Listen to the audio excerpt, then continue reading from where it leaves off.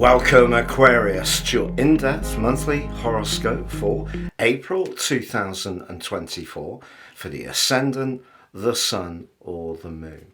I'm going to give you some standout details to look out for, but please stay with me. I will explore in much greater depth all the ins and outs particularly relevant to your sign.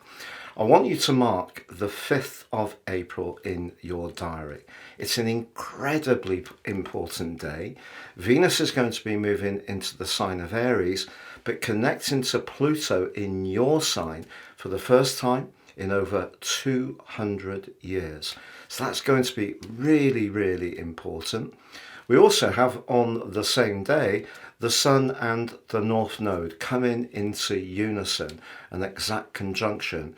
That can have a lot of impact on your situation as well. Now, of course, Mercury, the planet of communication, is tracking backwards in your third house, which is a kind of Gemini feel, even though the host is the fiery Aries. So it suggests there could be some rethinking going on around certain elements of your situation. But Mercury retrogrades also give us a chance to reset, recalibrate, and refocus our efforts in a very positive way. And so it can be this month too. But there is going to be a lot of action around your home, emotional and family situation in the last 10 days of the month. And I can't wait to share all of this with you. But if you are new to my channel, thank you so much for joining us. This is very much a community. If you have any thoughts, please share them. I interact with each comment. If you're a returning visitor, thank you so much for your company. I much appreciate all your likes, comments, shares and subscriptions. If you've yet to subscribe, I'm racing towards 120,000 subscribers. Please click or tap on the bell notification symbol. That means every time I drop a video, you will get an alert. And if you would like to ascend above this zodiac broadcast and embrace the power of personal astrology, if you give me 3 pieces of your birth data of time and date and place, or if you don't know your time, date and place, I can produce for you your life roadmap report. This will give you searing insights into the patterns that have played out in your life so far, but also a much more intimate understanding of how to work with these energies more effectively going forwards. And in my special package of 30% off, you can also get your 12-month transit report.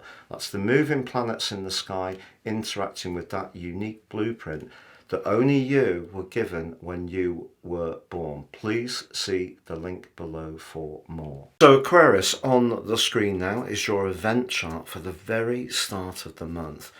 The critical piece of information is the position of the moon is late in Sagittarius, the sun at 11 degrees in the sign of Aries.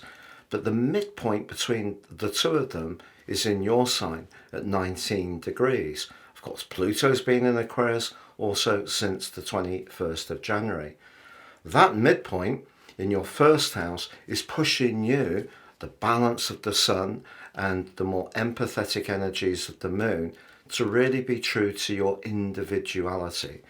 But of course, because there's a big set of energy in your third house this month, which is how you communicate, it will be getting across that message, which is part of the process that's going to be so important.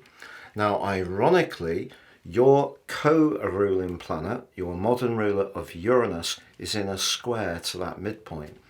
Someone close to you or something around your family or domestic situation may prove to be somewhat disruptive this month to even your best laid plans. But it could be that you're going to rethink something about where you live and how you live there. Not least, of course, because Jupiter and Uranus come into a conjunction on the 21st, that's exact, for the first time in 14 years. But Mars is going to be prompting them in the sign of Pisces in your second house. And this could see you making some very quick decisions about where you live or adapting where you live. If there has been a delay in doing some upgrades to your abode, this can be a time when you can show a lot more urgency. But it could create a little bit of disruption. That's the point. Sometimes there has to be, what is the saying? You have to break some eggs in order to make an omelette. Now, the other thing that's notable about the start of this month is the moon position is in the very friendly for you Sagittarius, which, like the sign of Aquarius, appreciates some freedom and space. But that moon is in an exact square with Neptune in Pisces, and that's going to bring a lot of sensitivity to certain friendships and associations. There may be someone or even a good cause that you're very committed to, but it's going to be important that if you help someone financially, they are going to get the benefit. So if someone's given you a narrative that reaches into your compassion, do be sure that it is for the right reasons. At a more practical level, it's possible that one friend may just become a little bit more clingy around you this month, and also have a tendency to assume that you can always bail them out from any of their financial situations, and that's something that you may need to set a boundary around. But Venus and the path of fortune are in your second house, exactly conjunct at the start of this month. Now they're being squared off by the moon as well, so as long as you're not too idealistic, I think that finances can improve for you this month, not least that Mars is going to give you a lot of thrust and determination to overcome that more restrictive energies of Saturn that's really been squeezing your everyday finances over the last year.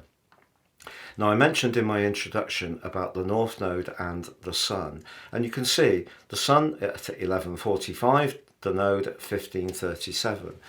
But by the 5th, they come into an exact conjunction. But by the 3rd, Venus moves forwards and forges an exact alliance with Neptune before moving into Aries on the 5th. And that alliance on the 3rd can be really very spiritual if you're lucky enough to be connected to someone who you really do feel a sense of total unity with. So this is a very, very profound influence, then it can make you much closer. But unfortunately, when Venus and Neptune are together, we can sometimes kid ourselves to the motives that people have. So if there is someone that you're really attracted to, just let the dialogue flow so you get a bit more idea of how this is going to unfold. Because of course, on the 1st of the month, Mercury does go into that retrograde. It's going to come out of it on the 25th, but in total it's 23 days. It starts the process at 27 degrees and winds back to just inside 16 degrees when it comes to the end, but it's still going to be in a post-retrograde shadow through to the middle of May. So when it comes to technology, your mode of transport, perhaps emails, text messages, all of those need to be handled with great precision and care this month, because we know Mercury can be a mischief maker in a retrograde, but it can also push us to have a rethink. And the area that you could be rethinking may be about your belief systems, the 3rd house, your connections to neighbours, your interaction with your community. If there have been strains with a sibling, this could be an interesting month, because Mercury is not just going to go retrograde, it's going to reconnect to Chiron, also to Venus, because Venus moves into Aries, as I mentioned before, also on the 5th. But the Sun aligning to the North Node is very karmic on the 5th. If there is something you've been thinking about and it's pulling you towards a particular interest or person, or to have dialogue, you may find it's very compelling. Now, in technical astrology, Venus moving into Aries is detrimented, but it's forging that powerful link to Pluto in your sign. You're going to find out at this point if a connection with someone, and maybe there's that illusory draw that comes through the conjunction of Venus and Neptune, whether they are in it for real, and you're going to get a lot of insights around the 5th for sure. But it's on the 8th in the northern hemisphere and the 9th in the southern hemisphere that we have the total solar eclipse. It's so close to Chiron, it's just 1 minute apart. So that is really, really rare. And it provides a backdrop of energy for the next 6 months. Remember, the third house is our everyday world. It's our connections. It's our everyday communication. Can be a bit restless. It's very Gemini-like. Certainly going to give you a lot of curiosity this month. But I feel generally you, despite Mercury's retrograde, are going to find yourself having a lot more contacts with people. And I think some of those contacts can be going very, very quickly. It can be exhilarating, but at times perhaps also unsettling too. Now, from the 10th to the 13th, but exact on the 11th, Mercury aligns with the Sun, and we have a cazimi on the 11th. It's an inferior conjunction because of Mercury's retrograde, so Mercury's in between the Sun and Earth, but the Sun still magnifies Mercury. And remember, we can either see Mercury retrograde as something that's absolutely bound to cause a glitch, a problem, so that could be around ticketing, it could be someone doesn't get an email or text message that's important, and it could prove to be very frustrating. But if we take a wider view of it and see that, okay, that's part of its potential, but Mercury retrograde is also an opportunity to look again. So for example, if you've got lots of old data on your PC, a great time to clean it all off.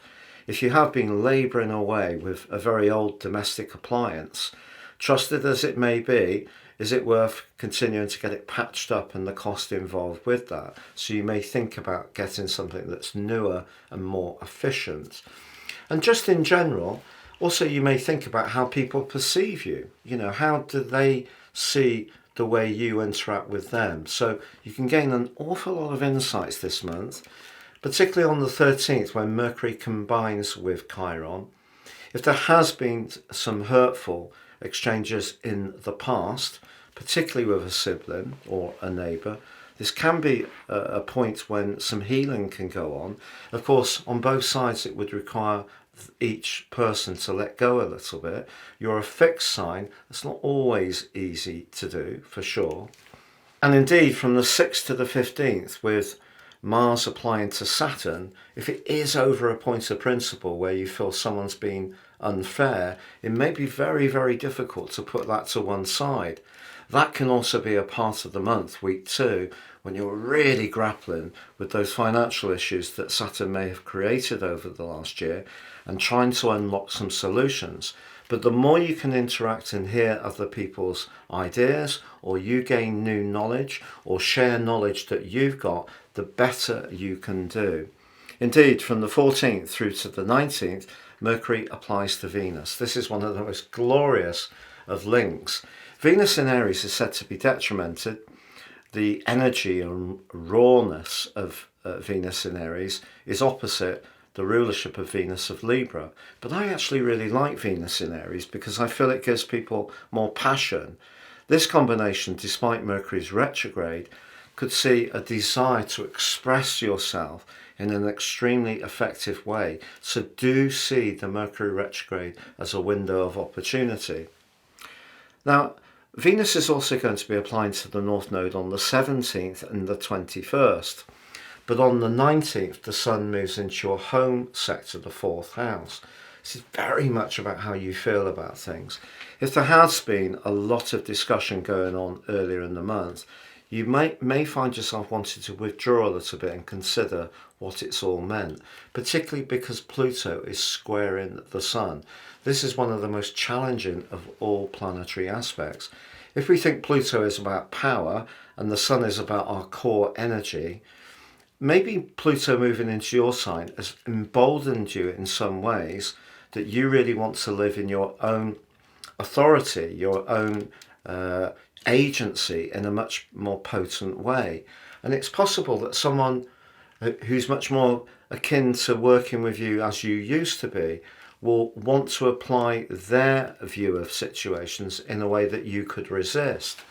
Now, of course, we then do have Venus in that conjunction with Uranus, applying to Mars, and it could be a time when you do find a novel solution to a home or emotional or family-based situation. Something could happen very quickly if you're wanting to let or or rent a flat or perhaps buy a property. But also the full moon comes on the 23rd in the passionate sign of Scorpio. This makes it very difficult for you to disguise your feelings over the following 2 weeks, but it does also T-square with Pluto. So because of the position of Scorpio being how you connect to the wider world, and the position of the Sun, Jupiter and Uranus, how you need to protect yourself, just toggle. If you have been showing a much more assertive side of your nature, you will just need to toggle between continue to work with that, but also understanding how that will play out. It's the classic work-life balance full moon. If something is a bit out of kilter, you're too caught up professionally or too caught up with those home and emotional and family-based issues, then it may cause some frustration with you. But on the 25th, Mercury goes direct. It's going to come out of its post-retrograde shadow on the 13th of May and then move into the sign of Taurus on the 15th of May. But by the 29th of this month, Venus moves into its other home sign of Taurus, but again clashes with Pluto.